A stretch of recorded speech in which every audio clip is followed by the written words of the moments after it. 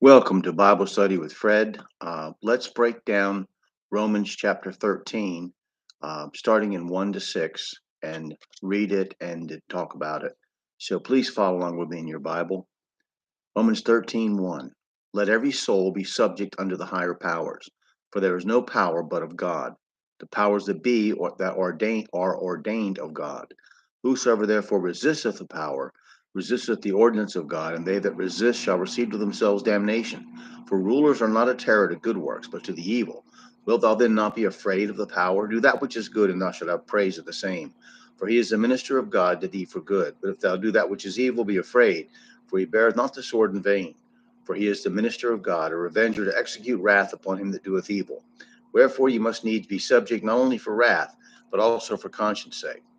For this cause pay ye tribute also, for they are God's ministers, attending continually upon this very thing.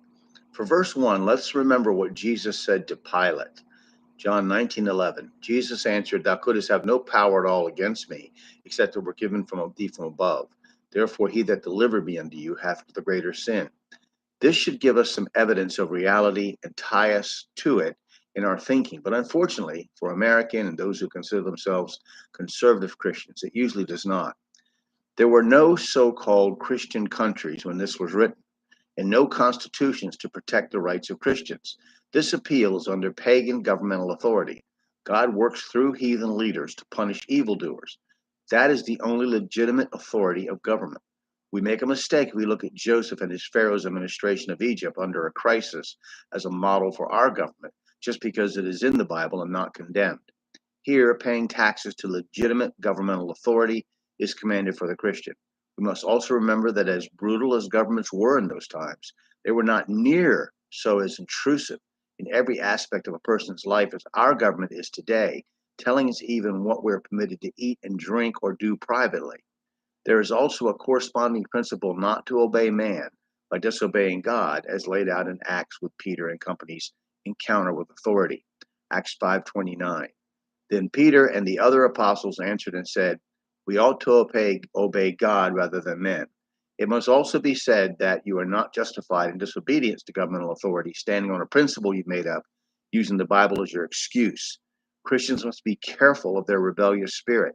You have neither a legal nor biblical right to maintain a working howitzer in your front yard to terrorize your neighbors and let that, quote, government know you mean business. It is our duty to try to live in peace with all men, working with our own hands, minding our own business, and doing God's work for us, as we will see in Paul's letters upcoming. We need to pray for our wicked leaders to be saved, but we also need to not use Christ as an excuse to rebel against them when rebelling is necessary based on the contract we have with those wicked leaders through the Constitution they abuse and disregard. Thank God for the Bill of Rights. Yes, there is a time for rebellion, for revolution even. But let us not confuse the cause of Christ in drawing all men to him with our fight for our political rights under an oppressive regime. So I'm going to stop there and I'll pick it up in verse 7 next time. Please read your Bible, study your Bible, cross reference the verses, pray to God for wisdom and understanding, and then share your interpretation with someone else, please.